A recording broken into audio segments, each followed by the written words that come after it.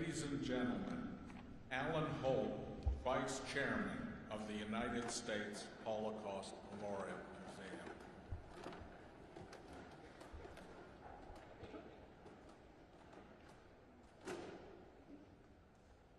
Good morning. Special welcome to our survivors. Exactly 80 years ago today, 2 weeks before the German surrender, American newspaper publishers and editors began a 15-day tour of some of the recently liberated concentration camps. They came from Kansas City, St. Louis, Detroit, Minneapolis, Houston, New Orleans, and large cities such as New York, Chicago, and Los Angeles. At the same time, a bipartisan congressional delegation from 12 different states was making a similar tour. They were all there not just because the largest, most destructive war in human history was coming to an end. They were there because finally the world could now definitively determine if many of the reports about German atrocities could possibly be true. They had been invited by General Dwight Eisenhower, who just 12 days earlier had visited Orkdorf, one of the newly liberated camps, for himself. Throughout the war, he read the intelligence reports describing the atrocities. They seemed unthinkable, so he needed to see for himself. Seeing was believing. He realized that the unthinkable was indeed possible. He wrote, "The things I saw beggar description. The visual evidence and the verbal testimony of starvation, cruelty, and bestiality were so overpowering as to leave me a bit sick. I made the visit deliberately in order to be in a position to give firsthand evidence of these things, if ever in the future there develops a tendency to charge these allegations merely to propaganda." Eisenhower could not have imagined social media, but he most definitely understood human nature. We know this all too well as Holocaust denial continues to grow with each passing year. Just 17 days after Eisenhower's visit to Ohrdruf, a 25-year-old Polish-born man named Israel Holsecker was liberated by American soldiers. He had been in at least 5 different concentration camps, including Auschwitz, Buchenwald, and Dachau. I would not be here but for those American soldiers who liberated Israel, my father, exactly 80 years ago, because it was in the course of liberation that Israel met another young survivor, Jenny, my mother. Israel and Jenny, I'm sad to say, are now gone, as are most of the World War II veterans. I worry that new generations will not understand what was at stake during the war. For 5.5 years, the Germans and their allies waged a brutal military war and a war against the Jews and other so-called racial enemies. For America, it was a war to defend all the values that our great nation stands for, the founding principles of our pluralistic democracy.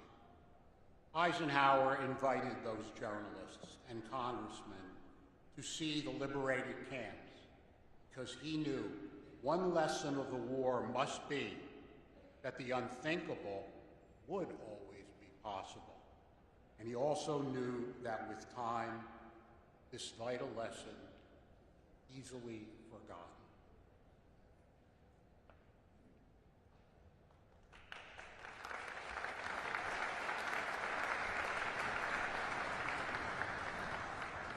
Ladies and gentlemen, please stand for the presentation of the flags of the United States Army Liberating Division.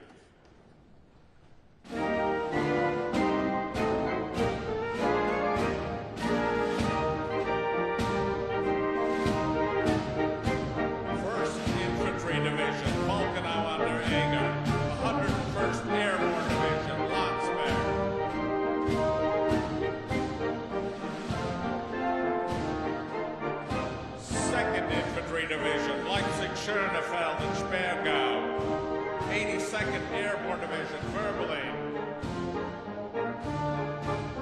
4th Infantry Division, Dachau Subcamps, 20th Armored Division, Dachau,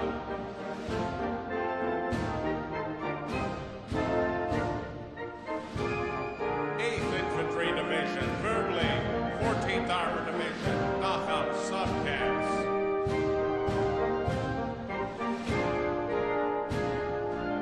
26th Infantry Division, Gusen, 12th Armored Division, Landsberg.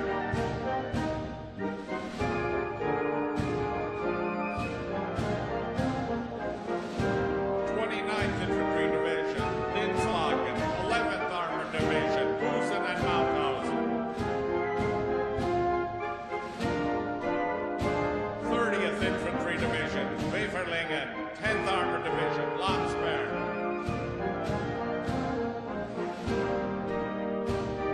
36th Infantry Division, Kaufering Camps, 9th Armored Division, Falkenau an der Eger. 42nd Infantry Division, Dachau, 8th Armored Division, Halberstadt, Zwiegbergen.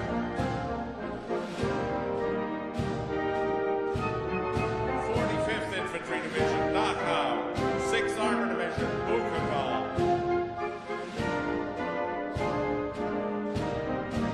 63rd Infantry Division, Kaufering Camps, 4th Armored Division, Wardrobe.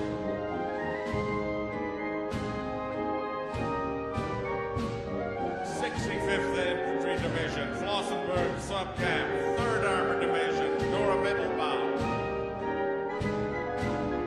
69th Infantry Division, Leipzig-Heckler, 104th Infantry Division, Dora Mittelbau. 71st Infantry Division, Gunskirche, 103rd Infantry Division, Landsberg.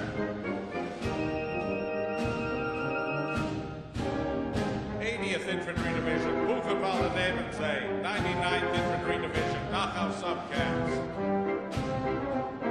83rd Infantry Division, Langenstein, 95th Infantry Division, Verl. 84th Infantry Division, Aalen and Salzwedel, 90th Infantry Division, Flossenburg.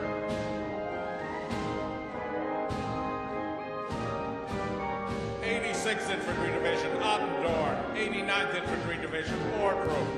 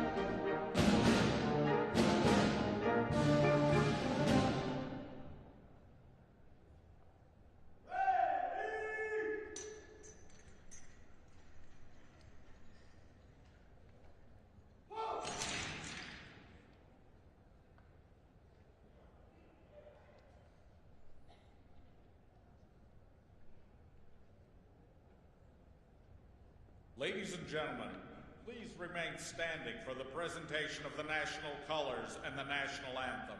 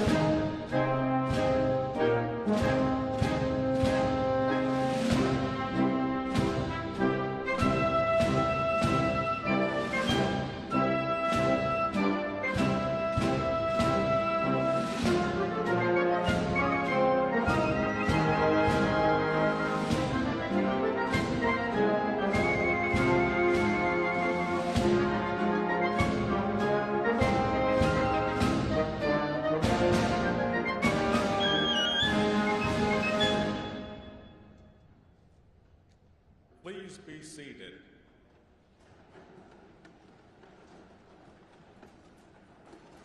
Ladies and gentlemen, Ambassador Stuart Eisenstadt, Chairman of the United States Holocaust Memorial Council.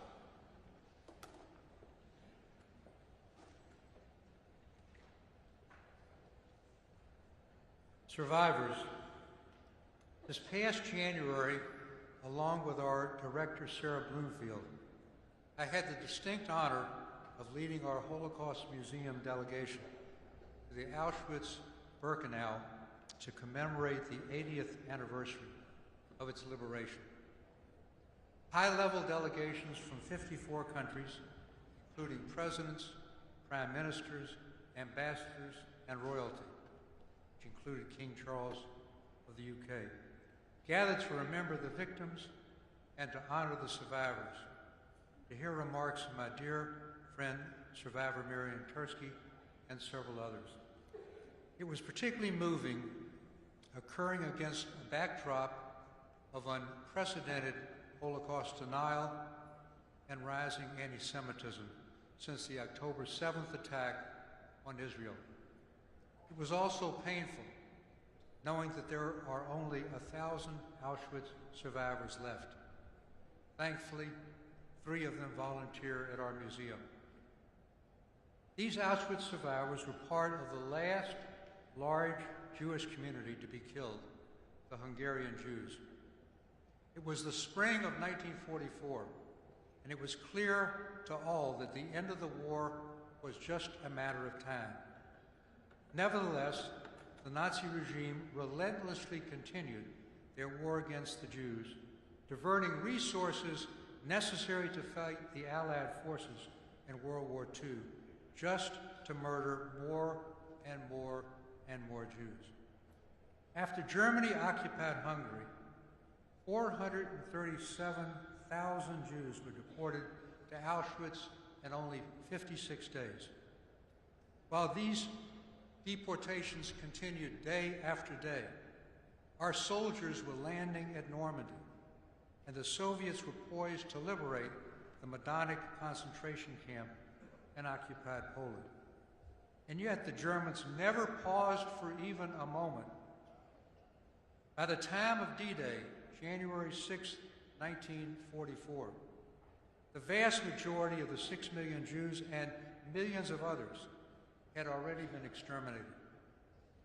In January 1944, the senior staff of the U.S. Treasury Department presented to President Roosevelt's Secretary of the Treasury, Robert Morgenthau Jr., one of the most extraordinary reports ever produced in American history. Originally entitled, "Report to the Secretary on the Acquiescence of this Government in the Murder of the Jews." It accused the State Department of refusing to facilitate the emigration of European Jews and the Roosevelt administration of failing to disclose information they had on the genocide of the Jews. At the strong urging of Secretary Morgenthau, when he presented this report in the Oval Office to President Roosevelt, together with the growing public and congressional pressure, FDR finally took belated action on January 22, 1944, to save Jews. He created the War Refugee Board, on which Morgenthau played a major role. Thanks to their urgent action and the heroism of Swedish diplomat, businessman, and humanitarian Raoul Wallenberg, the War Refugee Board saved up to 200,000, mostly Hungarian Jews. Wallenberg was arrested by the Soviet Union in January 1945 and has never been seen again. But he is never forgotten. His role is prominently featured in the U.S. Holocaust Memorial Museum, which is located appropriately on Raoul Wallenberg Place. Understanding all of these events is essential to understanding how and why the Holocaust happened. The murder of the Hungarian Jews reveals the depth and fervor of Nazi ideology, for sure, to kill every Jew they could. And that is exactly what the Germans would do for almost another full year until the very last day of the war. But, importantly, the murder of the Hungarian Jews and other victims reveals something else, that the Germans needed help. After Germany occupied its Hungarian ally, 20,000 Hungarian police and gendarmes facilitated the rapid deportations. The fascist Hungarian government only stopped the deportations under international pressure and recognizing the war was lost. At the same time, the War Refugee Board demonstrated that rescue of Jews was possible, so choices were made by governments and, yes, by ordinary people, all along the way, life and death choices. Even under the extreme circumstances created by Hitler and the Nazis and his allies, people had choices. There were thousands of rescuers in occupied European countries who risked their lives to save Jews, and they deserve special recognition and get it in our museum. But they were a distinct minority. The Germans knew they could not implement what they called euphemistically the final solution of the Jewish question on their own. They needed the cooperation of hundreds of thousands of Europeans and, yes, the silence of millions of others. And they got it. The Holocaust was perpetrated by civil servants, by judges, by lawyers, by police officers, by academics, by doctors, by businessmen, by railroad workers, and by so many others. The Nazis drove the action, but ordinary people made the killing of 6 million Jews and millions of others possible, all of whom were targeted by the Nazis for racial, anti-Semitic, or political reasons. And we must face up to history's judgment that the Nazis also needed the failure of Western European nations and our own great country, whose soldiers heroically did so much to win the war and are represented by the honor guard you saw, to open their doors and their hearts to take fleeing Jews when they could still escape, and they didn't. As I sat at that Auschwitz commemoration, I thought of all the innocent victims of the Holocaust whose voices have been forever silenced, and the 1.5 million children never able to make their mark in the world and pursue their dreams. But I also remembered the courage and determination of all the survivors who built a new life for themselves and their families, and who gave their voice and continue to teach the world about their tragedy and its lessons for our own troubled world today. And I also remember the courage of our own soldiers who liberated the camps. At the same time, I also asked myself, which companies worked slave laborers to death as they were forced to produce military products to keep the death machine of the Third Reich going? Who designed the gas chambers in the crematorium? Who manufactured the deadly Zyklon B gas? Who made the deportation lists? Who drove the trains? Who confiscated the property of the Jews, including their neighbors, in what was not only the greatest genocide in history, but one of the greatest thefts in history, to eliminate all evidence of Jewish culture, religion, and possessions with the same brutal efficiency as the Holocaust itself. Today, on this very special day of memory, there is much to remember. We remember the thousands of Jewish communities that were destroyed forever, and the unique Eastern Jewish European culture that was also destroyed forever. We remember those heroic individuals who took great risks to save Jews. And above all, we remember victims, the innocent men, women, and children. As we remember the victims, we must never forget those who made them victims. And we must continue to draw inspiration from the survivors, over 200,000 of whom are still with us today around the world. Now it's my distinct pleasure to introduce our distinguished keynote speaker. When I began my remarks, I referenced the commemoration of the 80th anniversary of the liberation of Auschwitz-Birkenau. President Trump's delegation to that ceremony was co-led by the 41st Secretary of Commerce, Howard W. Lutnick, whom we're very fortunate to have with us today in the midst of his very heavy burdens.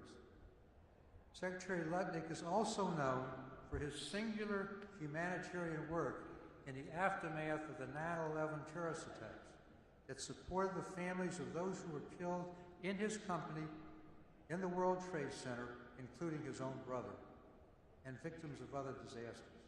Mr. Secretary, you do us honor by coming. We look forward to your remarks on this solemn Holocaust Remembrance Day.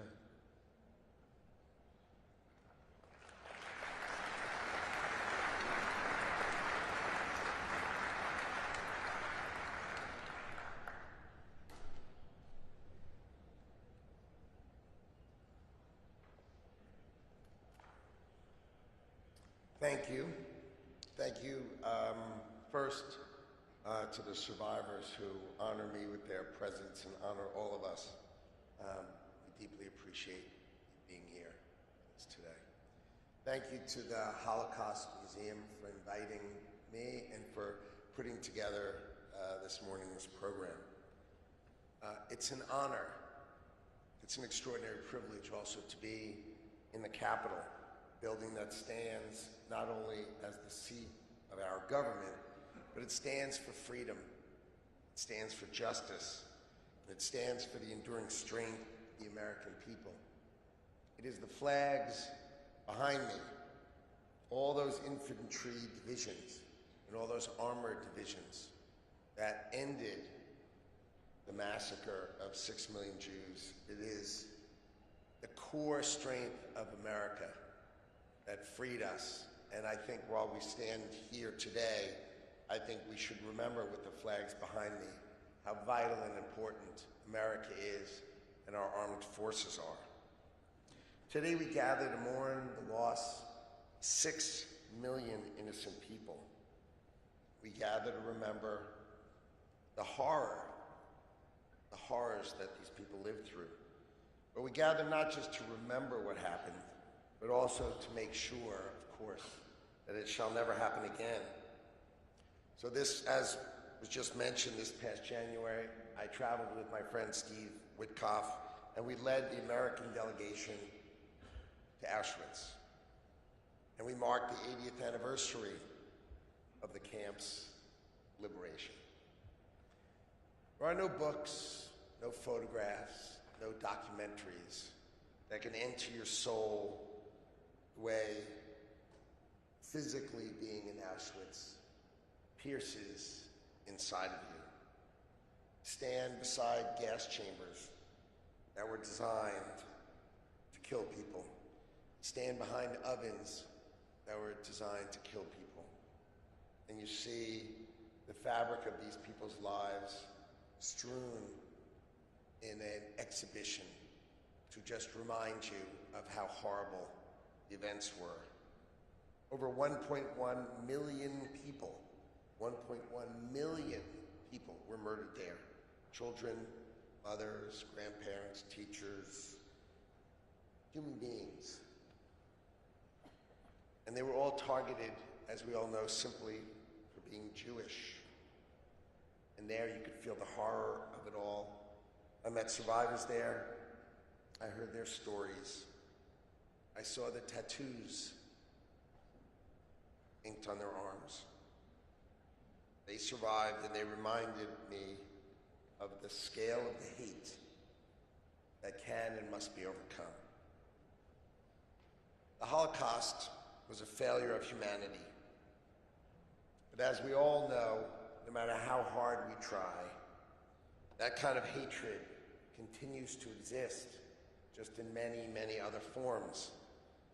It shows up in different ways, and it shows up at different times. On September 11th, our country was attacked by jihadists. These radical jihadists murdered thousands of innocent people. They killed my brother Gary. He was 36. They killed my best friend, Doug. He was 39. And they killed 656 of my other friends and colleagues who worked at my company, Cantor Fitzgerald, because Cantor Fitzgerald was on the top 5 floors of the World Trade Center. I lost nearly everyone I worked with. It was enough, really, to break anyone. But we decided we would rebuild in order to care for the families of our colleagues who were killed that day. On October 7th, 2023, that evil, it surfaced again. In Israel, 1,200 Jewish men, women, and children were massacred. Women raped and mutilated. Entire families burned alive. 254 people taken hostage. Again, it was coordinated. Again, it was calculated. Again, it was carried out with the same genocidal hatred that fueled Auschwitz. And it's that same disregard for human life that fueled the September 11 attacks. It's just the same hate. It just comes at a different time with a different name. So we have to be clear, we have to be strong, and we have to be united. America is great because we believe in freedom, we believe in justice, and we believe in truth. And that is exactly what our enemies hate. And when those key ingredients of America are tested, we rise. That's why the flags are behind me, and that's why we stand here in our capital. We don't run from it, we address it head on. We remember it, so we will see it coming. And we must stop it before it spreads. So I'm here to tell you in very, very clear and plain language, President Trump will never back down from defending the Jewish people. Never.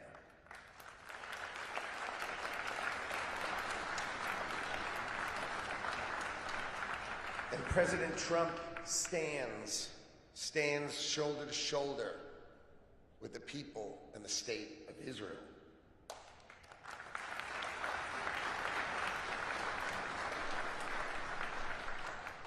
Colleges and universities that enable anti-Semitism, they will lose our government's support. The Trump administration will not protect institutions that protect hate.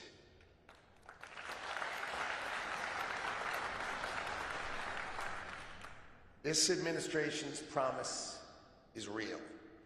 It matters, and it's not going anywhere. This country stands with the Jewish people, not just in words, but in the actions that we take. Our administration is clear. Hate and anti-Semitism have no place in America.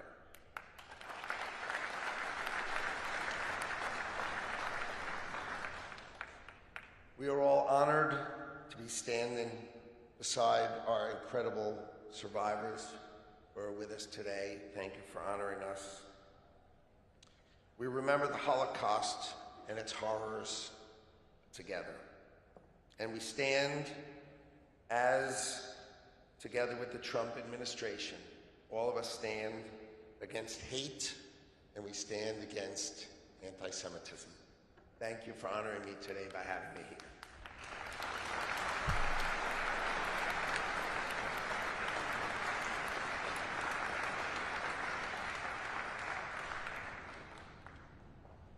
Ladies and gentlemen, Abe Foxman, Holocaust survivor.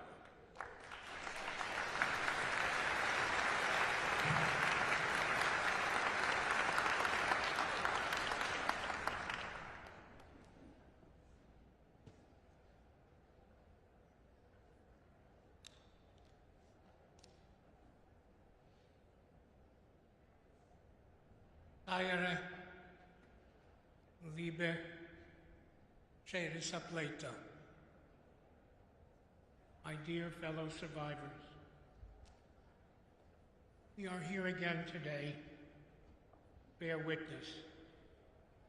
The killing of Europe's Jews ended 8 decades ago, but the memories never end. The legacies never end, and the lessons must never end. After surviving that unimaginable tragedy, the loss of everything we cherished, our families, friends, communities, the betrayal of our neighbors, we worked quickly to rebuild our lives. We were focused on the future, but the past was always with us, as it is today, and as it will always be.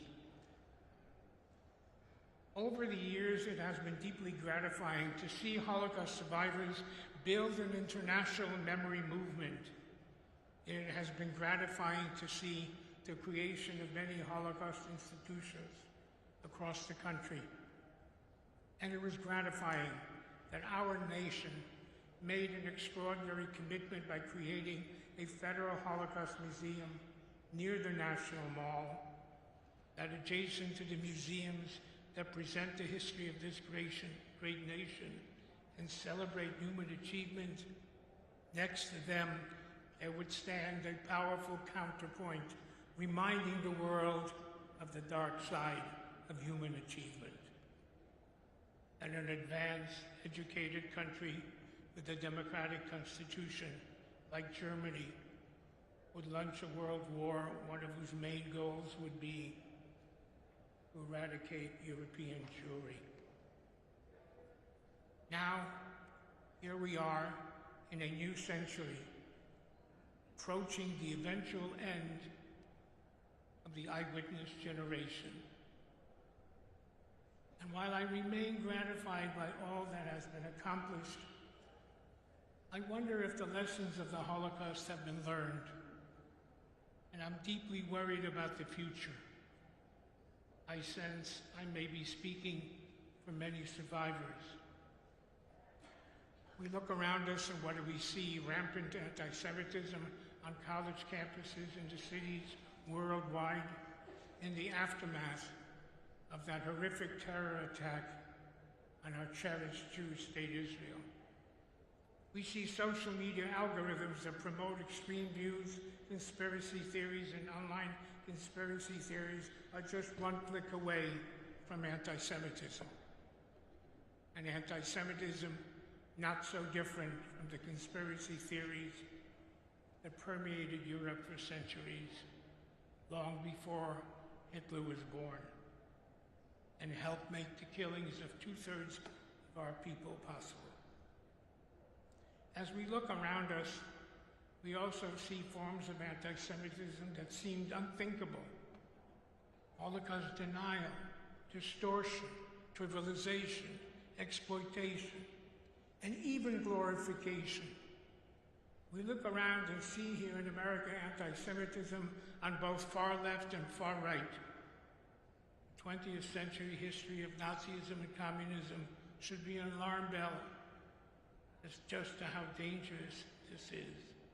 And not just for us Jews, but for all of society, for all who care about democracy, individual freedom, and dignity. I'm very worried, and I still have hope. Your presence here today gives me hope. Thousands of teenagers pouring through the U.S. Holocaust Memorial every year gives me hope. The teachers throughout America committed to Holocaust education give me hope.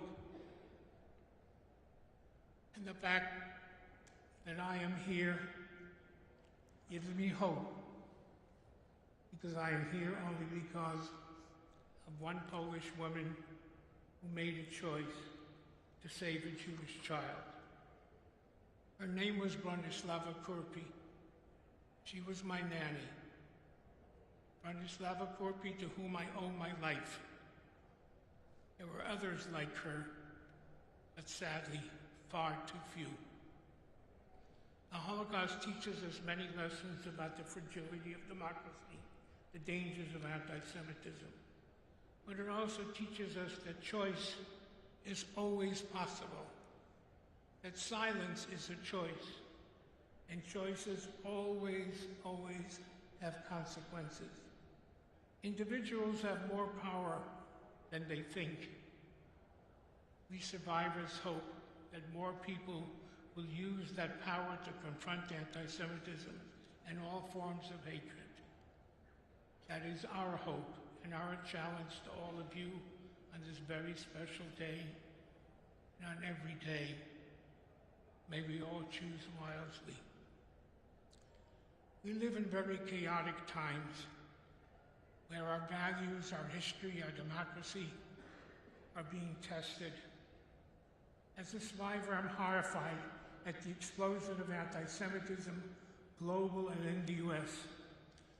And I'm appreciative of President Biden's historic initiative on anti-Semitism, and thankful to President Trump's strong condemnation of anti-Semitism and his promise to bring back consequences to anti-Semitic behavior. But as a survivor, my antenna quiver.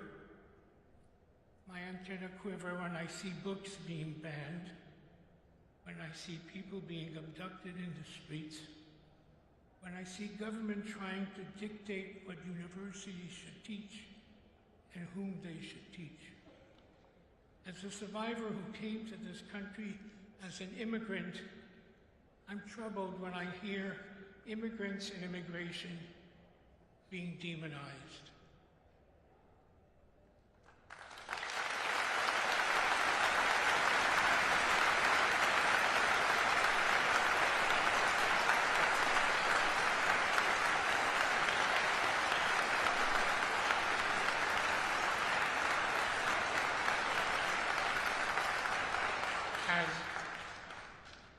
As some of you know,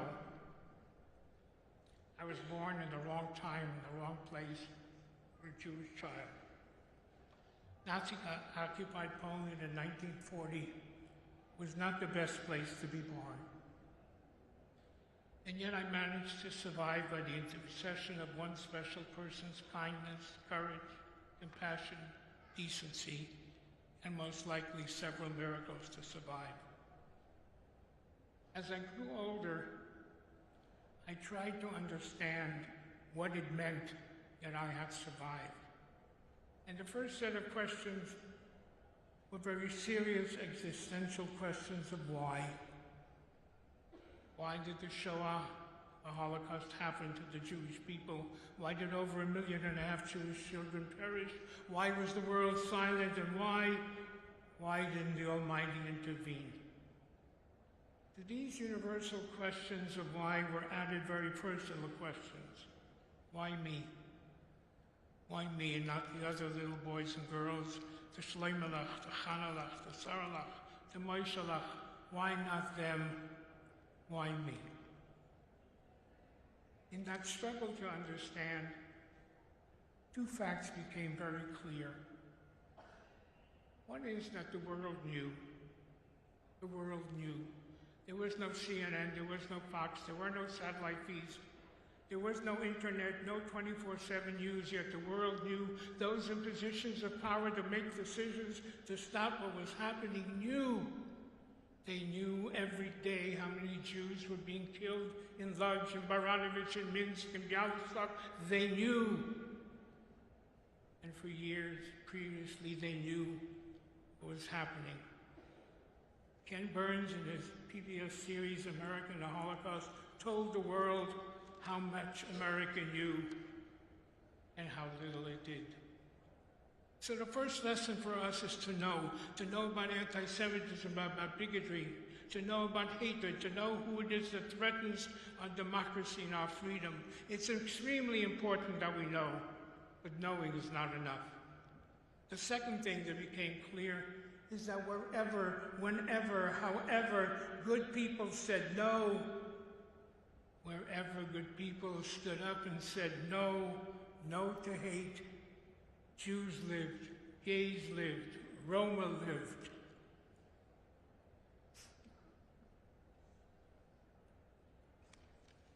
There was an Oskar Schindler who saved 1,200 Jews. There was a Raoul Wallenberg, you heard, a Swedish diplomat who saved 50,000, maybe 100,000 Jews. There were 60 diplomats who acted against their country's wishes and saved thousands of Jews. There was Denmark, Bulgaria, Albania. Ironically, it was in the Balkans that a magnificent chapter of humanity was written, not in the capital cities that provide us with philosophy, with music and art, but in the Balkans. Bulgaria saved all its Jews, not Macedonian Jews, because from the king to the patriarch, to the peasants, to the parliamentarians, they all said no. And as I said, I stand here today because there was a lady who could barely read and write, who did not sit down and weigh the measure and the risk, yet risked her life every single day for 4 years to protect the life of another human being, a Jewish child. So I stopped asking the questions of why and began to ask the questions on the order of what if. What if instead one Raoul Wallenberg, there had been 10,000? What if instead one Oskar Schindler, there had been 10,000? What if this wonderful country of ours had permitted the passenger ship to St. Louis to dock at these shores and unload its cargo of refugees? What if we had bombed Auschwitz? What if our neighbors to the North Canada had found room for 5,000 Jewish orphans? What if we had traded trucks for Jews? What if Switzerland would have permitted the entry of Jewish orphans? The Dominican Republic said yes. Cuba said yes. America and Canada said no. And there was no Israel. There was no Israel to open its doors. So for me, remembering and bearing witness is to make sure that our children and grandchildren will never have to ask, what if in the future? What if their parents, grandparents stood up every single day to say no? No to anti-Semitism, no to hatred, no to bigotry, no to prejudice, and no to racism. Bearing witness also gives me an opportunity to say thank you to my nanny, Bronislava Krupi, whom I never had the opportunity to thank. Finally, the Holocaust did not begin with gas chambers. It began with words, hateful, ugly words that demonized, degraded, debased Jews, and those words became ugly, hateful deeds. In the Jewish tradition, we believe that life and death is in the power of the tongue. 3 times a day, Jews who follow the tradition ask the Almighty to keep my mouth from speaking evil. Nitzor l'shoni mira. On Yom Kippur, the highest day of atonement, we ask for atonement for the sins with the utterance of our lips that we committed by groundless hatred. We believe in the power of words, in the power of good people to stand up and say no. Never again was the 11th commandment etched in the aftermath of Auschwitz. It was etched by the Jewish people based on a Jewish experience, but never again that pledge, that imperative, that commandment as a universal message. For all of us today must bear witness and be faithful to that commandment, which instructs us all to never again be silent when anyone is in fear, danger, isolated, singled out because the color of their skin, their religion, their ethnic origin, their sexual orientation, or anything that makes them different from the rest. Shockingly, we survivors of today bearing witness to global epidemic of anti-Semitism. Israel, the Jewish state, is again under attack. Israel has become the Jew amongst the nations, the only country that has to defend its right to defend itself. Zionism, the national liberation movement of the Jewish people, is again under attack and has become a dirty word. So it is, again, our responsibility, survivors, to bear witness. And we dare not be silent. Am Yisrael Chai.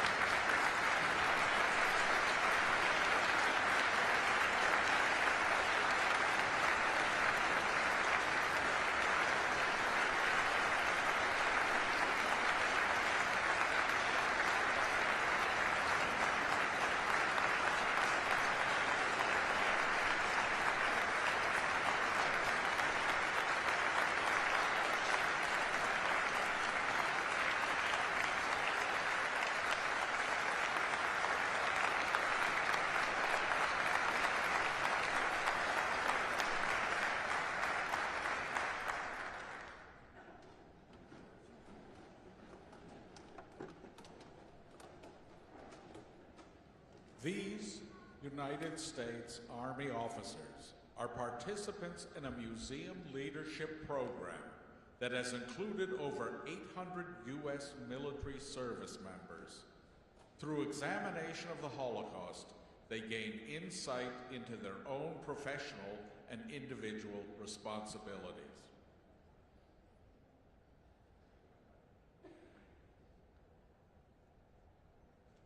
I'm Major Rufus Allen. I remember.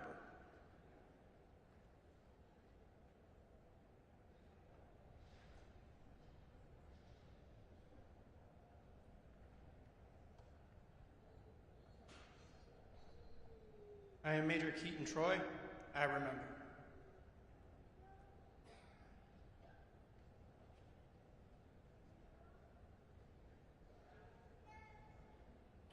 Major Zachary Trevathan. I remember.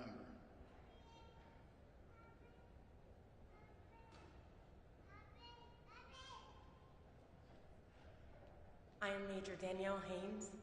I remember.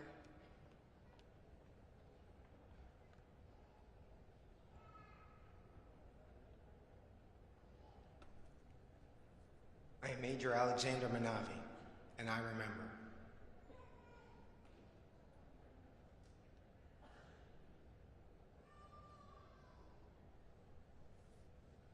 I am Major Emily Merrick.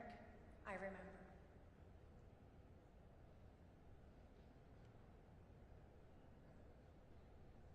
I am Captain Rebecca Melendez. I remember.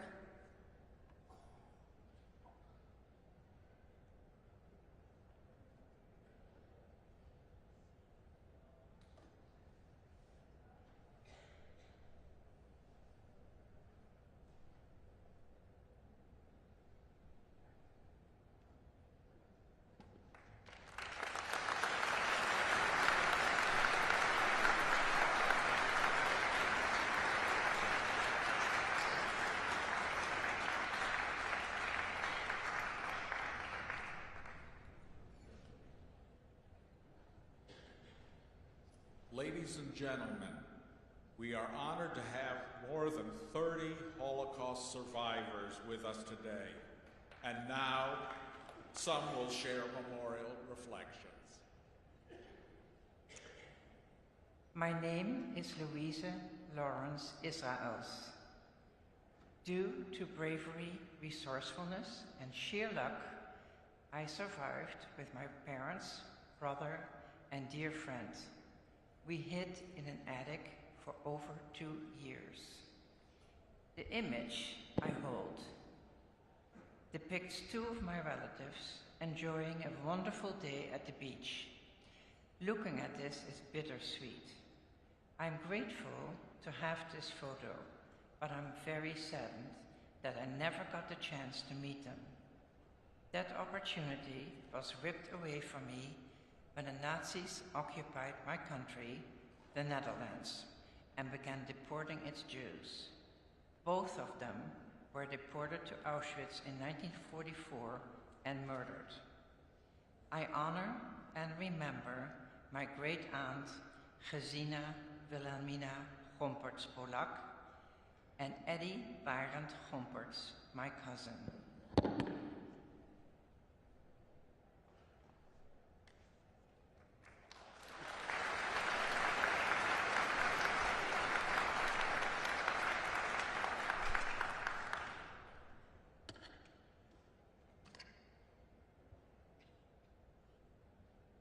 My name is Joan da Silva.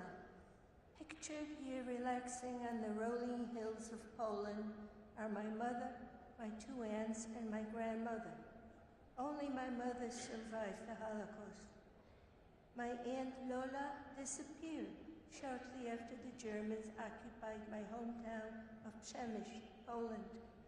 My Aunt Lunia was betrayed while in hiding and was shot and killed.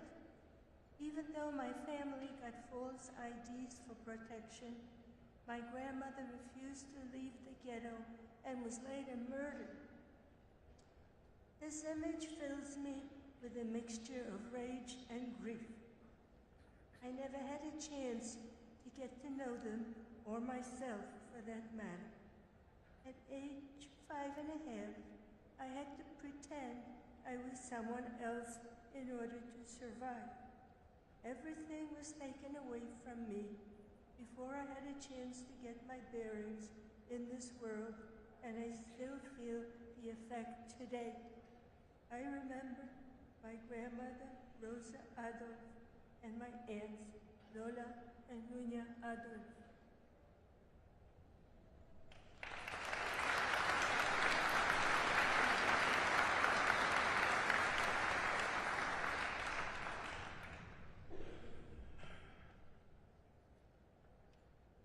My name is Peter Feigl.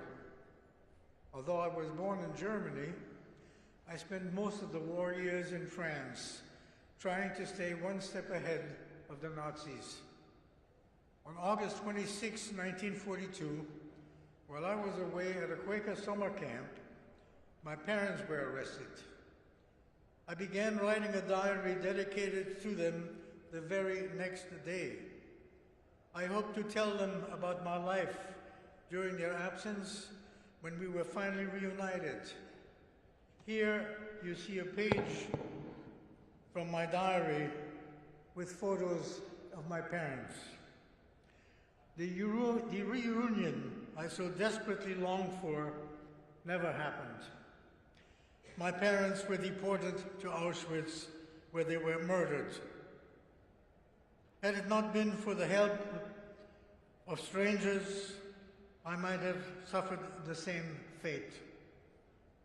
I remember my parents, Ernst Feigl and Agnes Bornstein Feigl.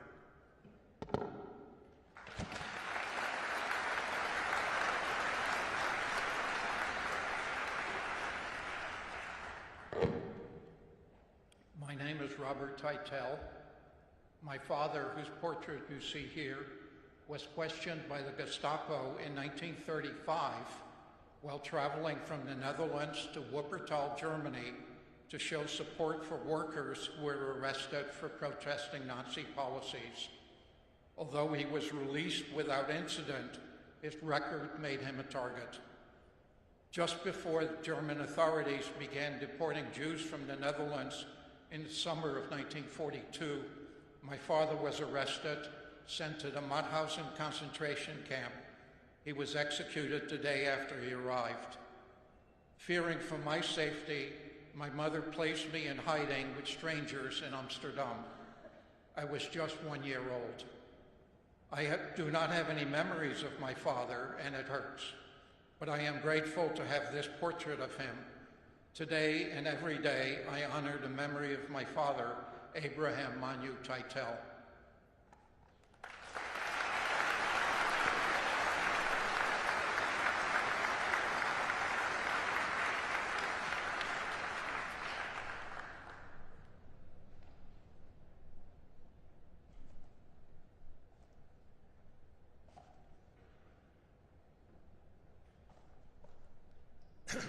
My name is Nat Shafir. In November of 1942, local priests with whom we had a great relationship showed up at my family dairy farm in Romania. This time, however, he came only to hand us over to the authorities. Our family had 4 hours to pack our belongings. We took with us this Haggadah.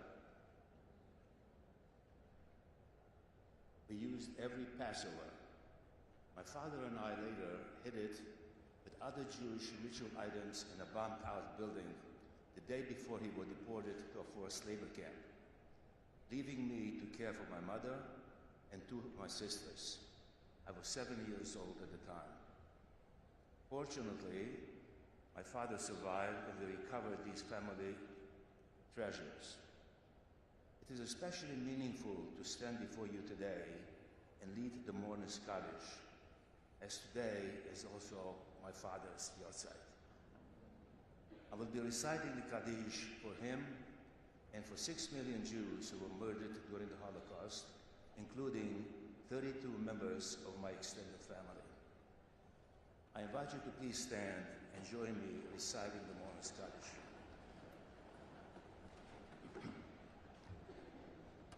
יתגדל ויתקדש שמי רבה, תלמד וברח אלותי, וימליך מלכותי, יצמח בקרני וקרב משיחי, בחייכון ובימיכון ובחיי לכל בית ישראל, בעגלה ובזמן קריב, ונאמר אמן.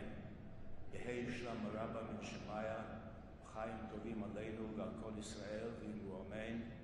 עושה שלום ברמל, הוא יעשה שלום עלינו ועל כל ישראל, ואמרו אמן. Please remain standing as Chazan Sheva Instinct that will chant the traditional prayer for the soul of the dead, Kel Malach-Amin. I invite you to hold high the photo that's on your chair. Together, we honor their lives and remember them. Yehi Zochram Baruch, Am Yisrael Chai.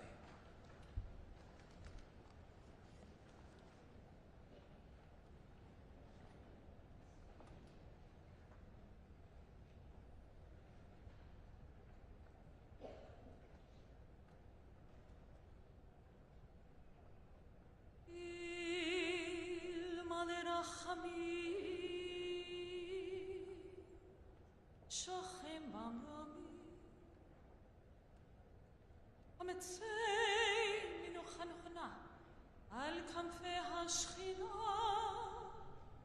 במעלות קדושים וטהורים כזר הרקיע מעזירים את כל הנשמות של 6 מיליוני היהודים חללי השואה באירופה שנהרגו, שנשחטו, שנשרפו ושנספו על קידוש השם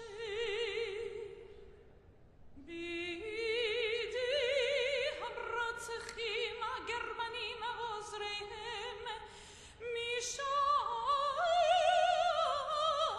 העמים באושוויץ, טרבלינקה, מיידנק, מאוטהאוזן, ברגן-בלזן, סוביבור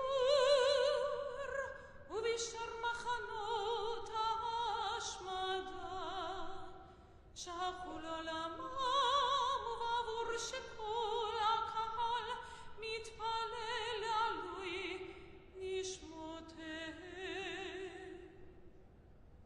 לכן בעל הרחמים יסתירם מסתר כנפיו ויונמים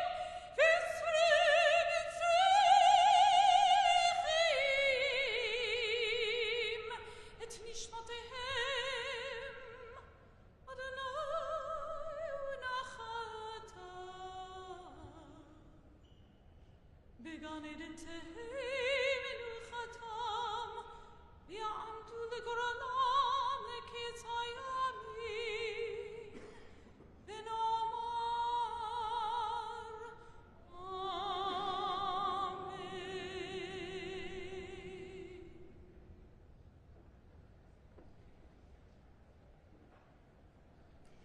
Please be seated. Ladies and gentlemen, Sarah Bloomfield, Director of the United States Holocaust Memorial Museum.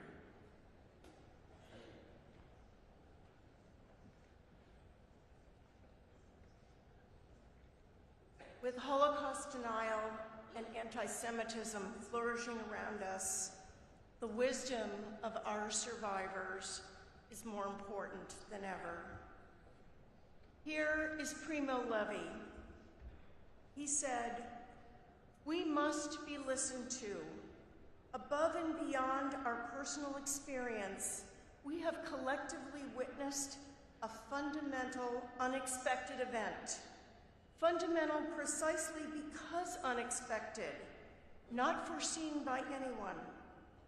It happened, therefore it can happen again. This is the core of what we have to say." And here is Steffa Kupfer on how she survived in hiding. Here's what she said. "My mother was very Orthodox.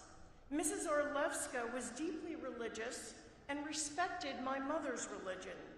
So she took one pot, which she scrubbed real good. She cooked potato soup for us every day.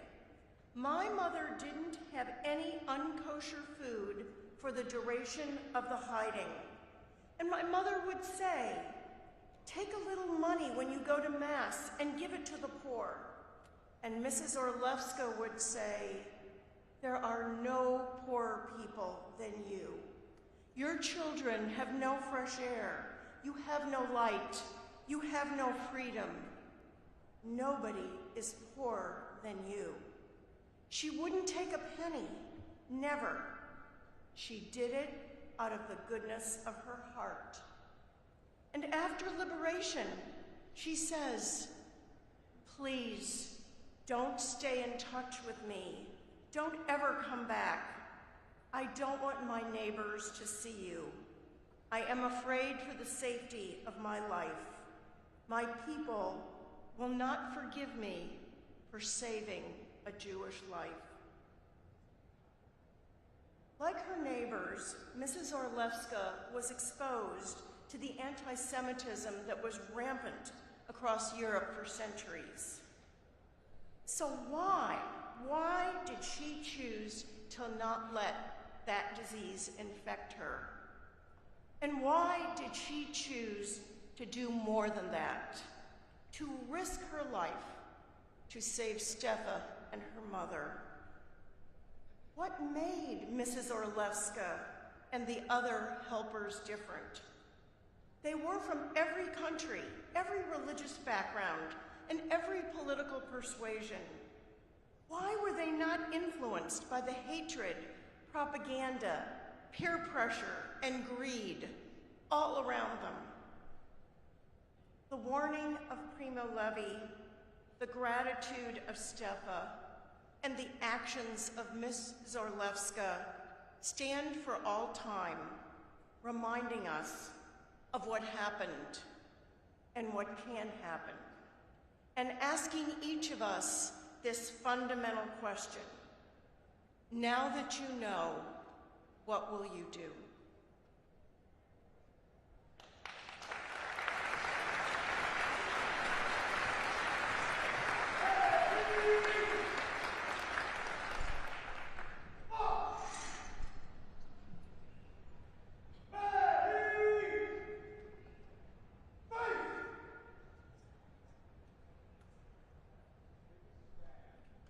For the singing of the Hymn of the Partisans, led by Kazan Elisheva Dienstfrei, and the retirement of the division flags.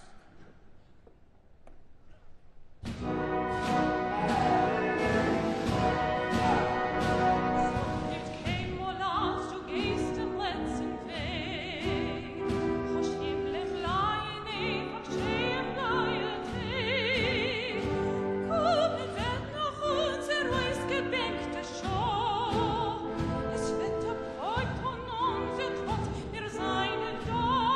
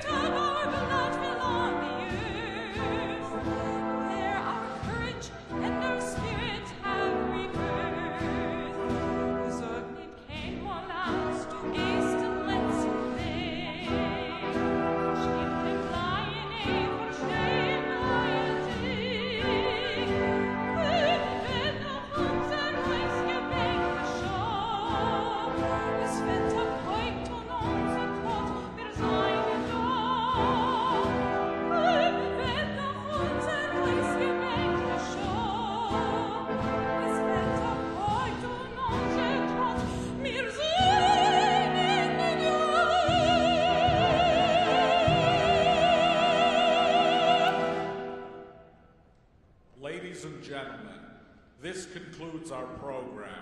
Thank you for sharing our national commitment to Holocaust remembrance.